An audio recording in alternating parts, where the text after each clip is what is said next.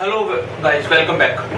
So now this is a new chapter that we are going to start in class 11 mathematics, which is called Principle of Mathematical Induction. Right? Earlier we have covered 3 chapters and the last one was on trigonometry. The idea is we will cover this chapter in 2 different sessions. One will be for the theory and some solved examples, and then in the next we are going to see only examples, right? So in 2 sessions we are going to cover this chapter of mathematical induction, right? Now, before starting, quickly want to give you a general overview, what is a mathematical induction, what is exactly required to be done here, right? The idea is very simple. You have certain statements which are sort of, an equation or something written in a statement form, which is applicable for all natural numbers, right? And the idea is you have to prove that, okay, this statement is true for all natural numbers. So that's the whole idea. For example, what I can say is, say suppose, just for sake of example, I am going to cover this. I am saying that the sum of first n natural numbers, that is till n, is given by n plus 1 divided by 2, right? So suppose that's the statement, right? And where n belongs to the set of natural numbers, right? So that's the whole idea.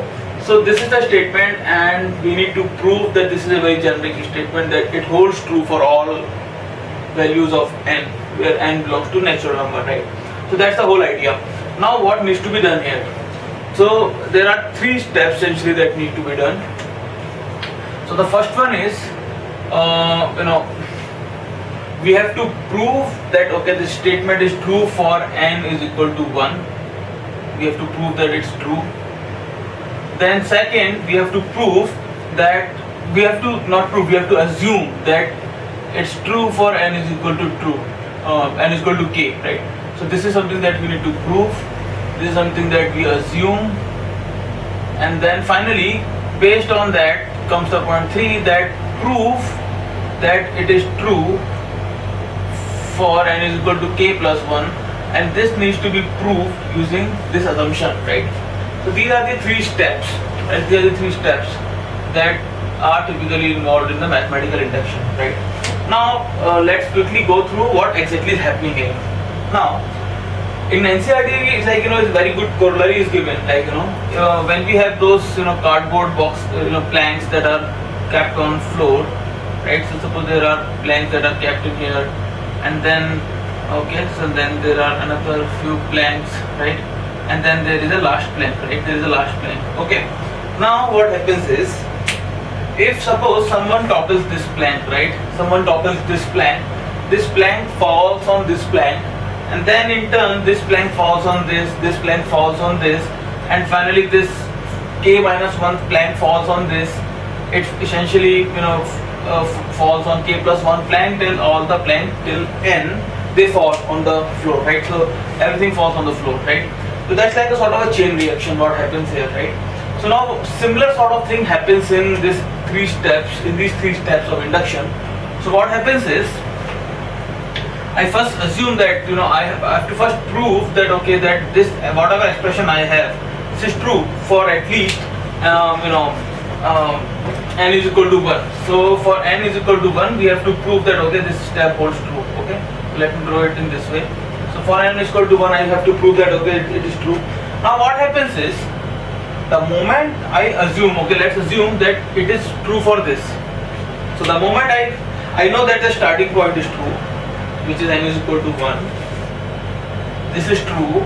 Now I assume that, okay, let's assume this n is equal to k is true. Then if I am somehow able to prove that k is equal to 1, k plus 1 is true, from this if I prove this, so it's like falling of this plank. If I assume that this plank is going to fall, and by falling of this the next plank is also going to fall, then I can simply say, what I can do is, I can simply replace the value of k is equal to 1, right? I have proved that n is equal to 1 is true. So when I replace the value of k is equal to 1, that definitely is true. That assumption holds true here. This makes k is equal to true will be true. K is equal to 2 will be true, because when k is true, k plus 1 is true, k is equal to 1, that means n is equal to 2, this automatically becomes true, right? When I replace the value of k as 1, This makes like n is equal to 3 is true, and this keeps on moving till we reach to n is equal to n, right? For all natural numbers, right? Whatever is our natural numbers. Right? So this is the whole idea of mathematical induction. That I first somehow prove that okay, the starting point is 1. Generally the starting point is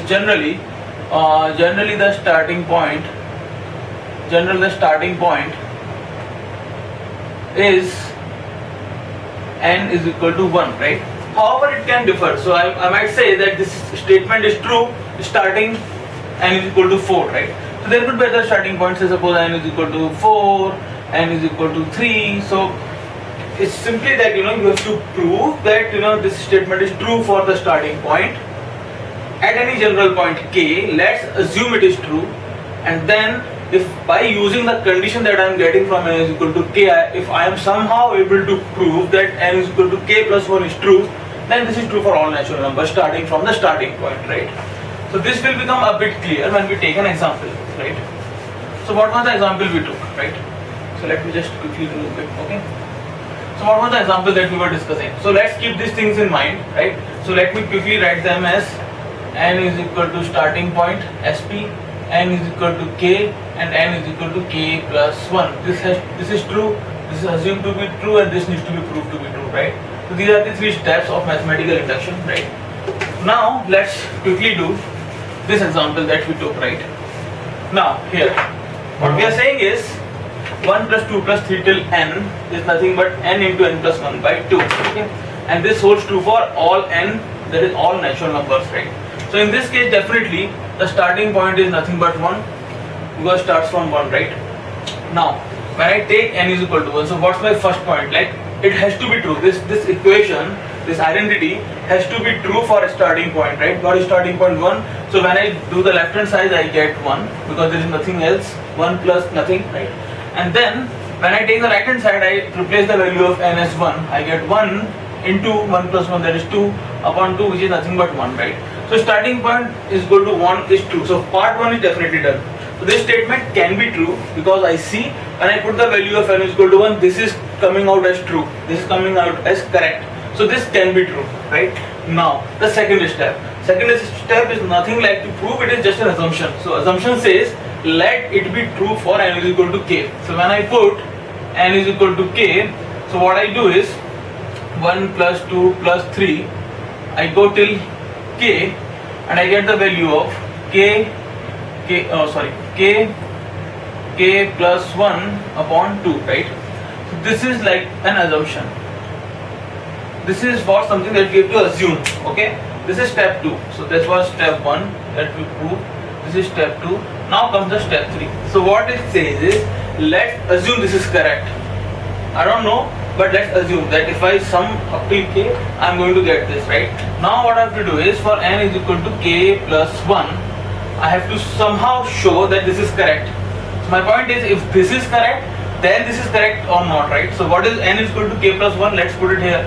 1 plus 2 plus 3, I will get k plus 1, right? At the end, k plus 1. But when I reach to k plus 1, I definitely get a k here, and then this is. So this is the sequence, right? Now what I can see, is, I can see this. There is something that I am definitely getting, which is on the top, right? And what's the right hand side that needs to be proved? This is k plus 1, right?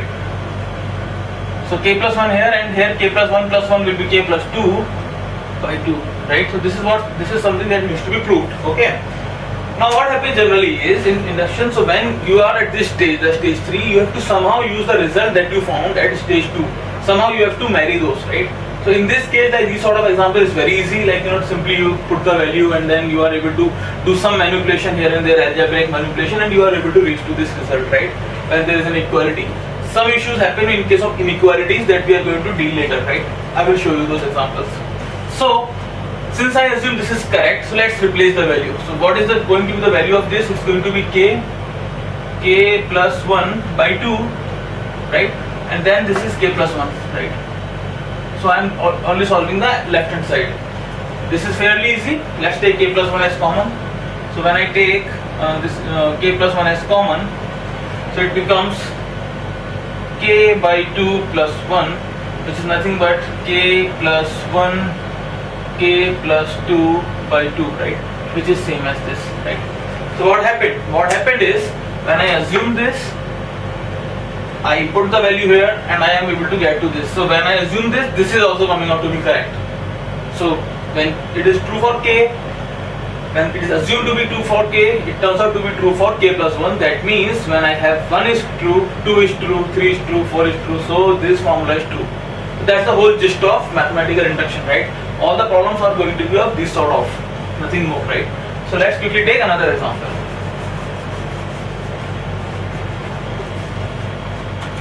Okay, so this time the example is, let's take the sum of squares, right, of the first n natural number. So the problem says like this: for n greater than equal to 1, right? So what the statement says is, like, it's giving the starting point.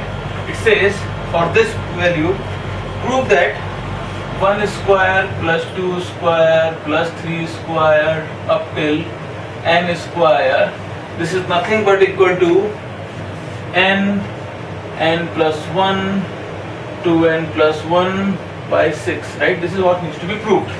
Almost like a similar situation. I know the starting point is 1, so let's start with this. The step 1, which is for n is equal to 1. I see that left hand side is nothing but 1. This is 1 square plus nothing, and right hand side is it's 1 into 2 into 2 into 3, right, upon 6. This is nothing but 6. So this is true. For n is equal to 1, this is turning out to be true, right?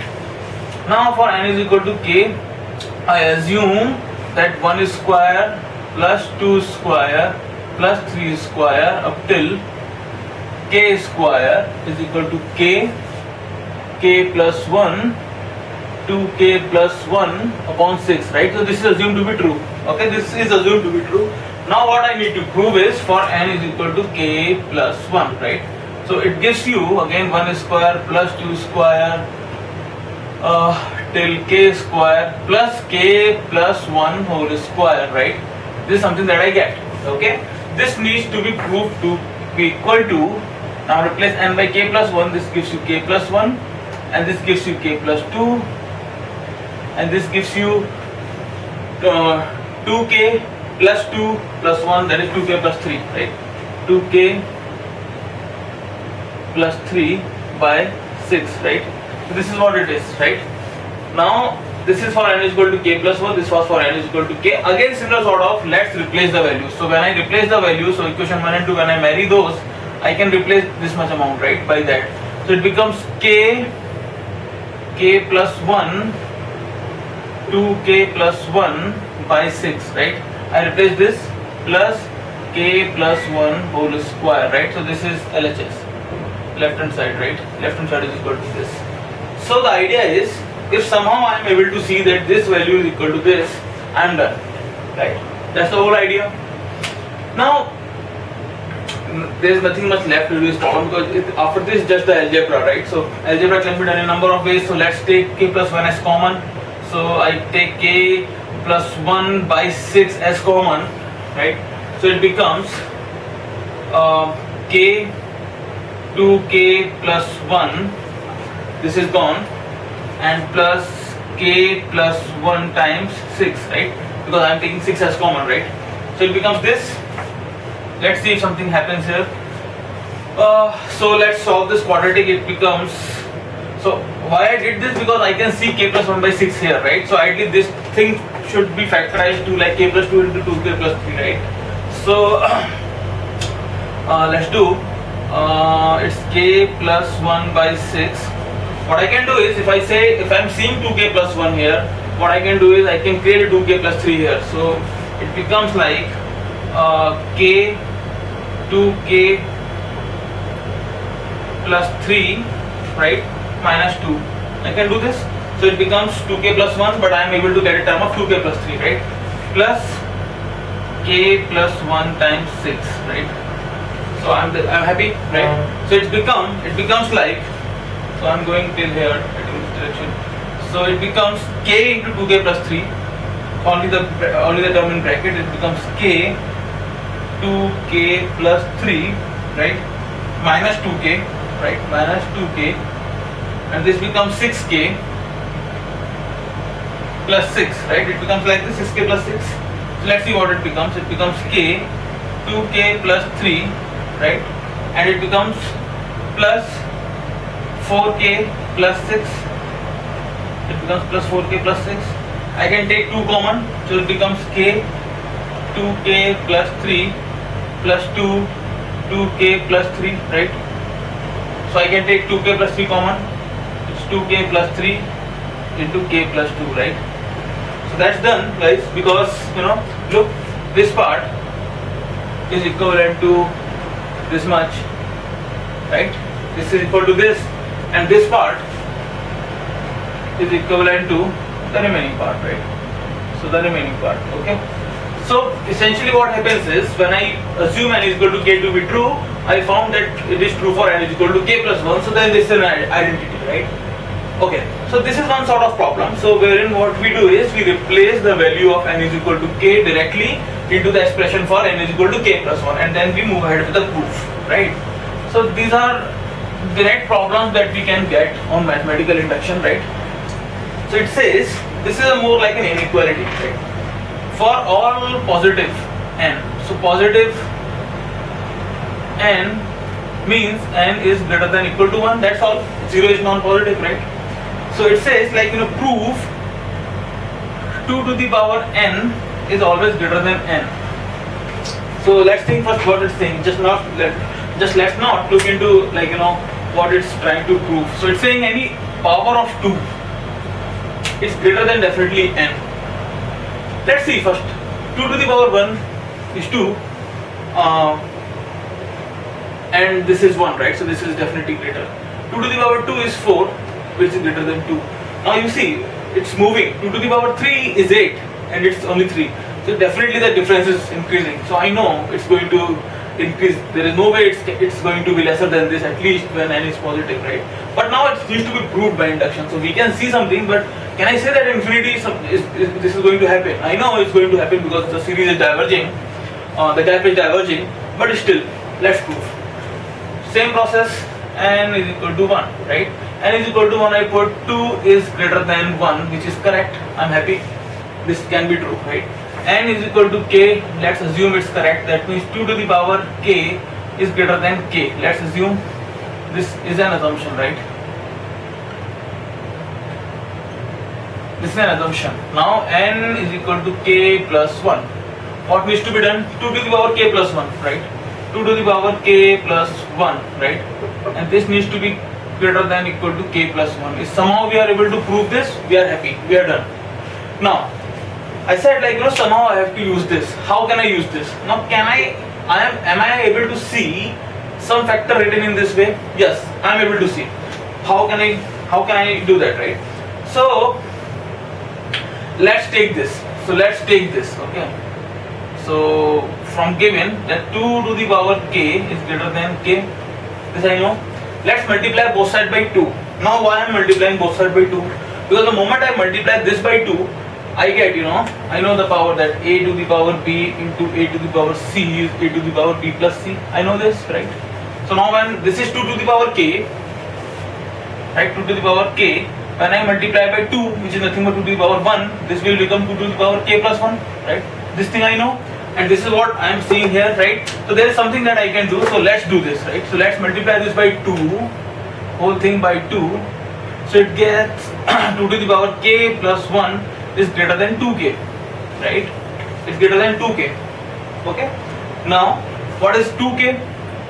2k is equal to k plus k, right? And when I know, like, it's going to be greater than 1 because n is going to be greater than 1, so definitely this is at least going to be greater than k plus 1, right? Since 2k is definitely greater than k plus 1, this proves that 2 to the power k plus 1 is greater than k plus 1, right? So this is, again, using the result that we had, somehow we are trying to build this sort of a result, right? And then we are done, okay? So this is another sort of a problem that we might be able to get, but these are sort of inequalities, right? a direct substitution and the simple algebra might not work here directly, but yes, at the end it boils down to doing simple algebra. That's all. Right, let's take another example. It says for n greater than equal to 1, again I am getting a starting point here. What I need to prove is 1 upon 1 plus 2, right, plus 1 upon 2 into 3. This is 1 multiplied by 2, right? This is 2 multiplied by 3, right? Plus 1 upon 3 multiplied by 4. So how it's going? 1 plus next number, 2 plus next number, 3 plus next number. So what I'm going to get here is 1 plus n into next number, which is n plus 1. This needs to be proved to be equal to n upon n plus 1, right? So this essentially becomes n upon n plus 1. This needs to be proved, okay? Quickly going with the same step, n is equal to 1, I get nothing except 1 upon 1 plus 2, that is 1 upon 2. This is LHS, and RHS, it becomes, when I replace 1 upon 1 plus 1, 2, so this is correct. LHS is equal to RHS and I am more than happy. When I put n is equal to k, I place 1 upon 1 plus 2 upon 1 upon 2 into 3 plus so on till 1 upon k plus 1 is equal to k by k plus 1. I have to assume this, there is no point, there is a second step, right? Now for n is equal to k plus 1, right? For this, what is the expression that I am going to get? I am going to get at least this thing, right? So I get 1 upon 1 into 2, 1 upon 2 into 3 plus 1 upon k into k plus 1 plus 1 upon k plus 1 into k plus 2, right? This is what I get, right? This is the left hand side that I get. And what's going to be the right hand side? It's going to be k plus 1 upon k plus 2. This has to be proved, okay? Now simple, replace this part by that, I get k upon k plus 1, right? I'm replacing this, assuming this to be true, upon 1 upon k plus 1 into k plus 2. That is what the left hand side is, right? This is what the left hand side is. Quickly taking 1 upon 1 plus 1 upon k plus 1 as common, it gives me simply k. It simply gives me k, right? And plus 1 upon k plus 2, right? It gives me this, nothing more, right? So simply take the factor, so it becomes 1 upon k plus 1, and this becomes k square plus 2k, k square plus 2k plus 1 upon k plus 2. I am simply taking the LCM, nothing more.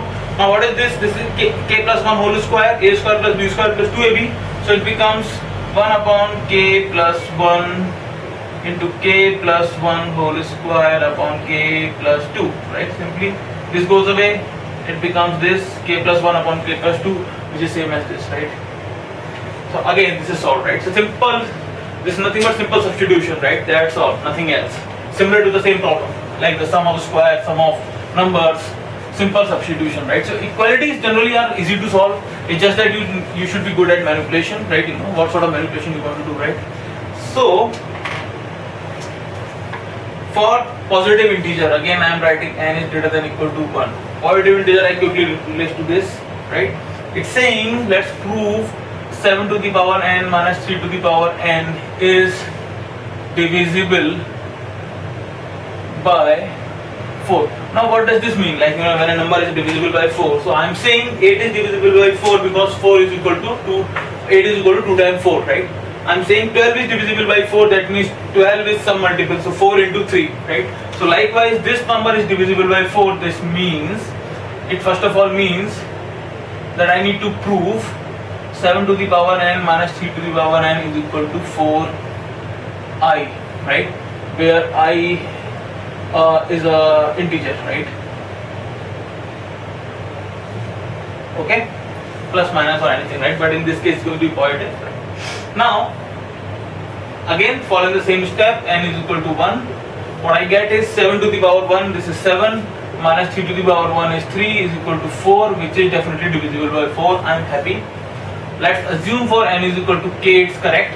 This means 7 to the power k minus 3 to the power k is divisible by 4, that means it's some multiple of 4, right? So let's assume this is correct. Let's assume it's a multiple of 4. Now for n is equal to k plus 1, right? So it becomes 7 to the power k plus 1 minus 3 to the power k plus 1, right? This is a multiple of 4. Now this has to be proved somehow. Let's take 7 as common here. It becomes 7 to the power k minus 3 as common, 3 to the power k, right? I can do this in this form, right? Now what I can do here is let's write it as 7 to the power k minus 3 to the power k plus 3 to the power k. So what I am doing is I am artificially creating a factor of 7 to the power k somehow, right? Minus 3 times 3 to the power k minus 7 to the power k plus 7 to the power k.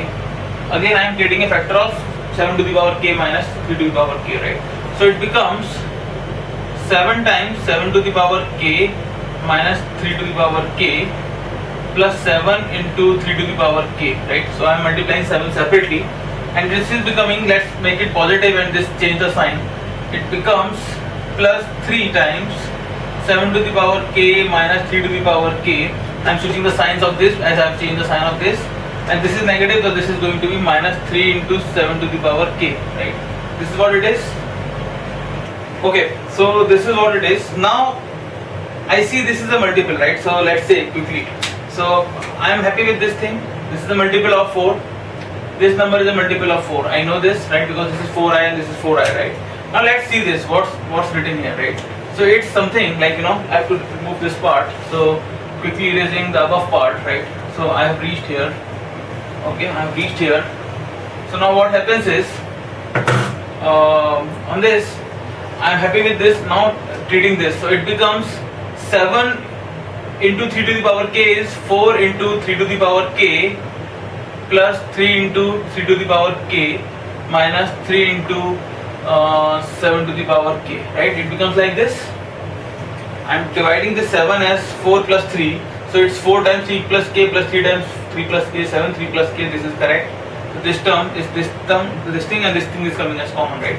Plus something which is multiple, right? So this is 10 times 7 to the power k plus 3 minus 3 times 3 to the power k, right? So 7 plus 3 becomes this. So this is nothing but let's take 3 common, minus 3 common. So it's 4 times 3 to the power k minus 3 times 7 to the power k minus 3 to the power k, right? Plus 10 times 7 to the power k minus 3 to the power k.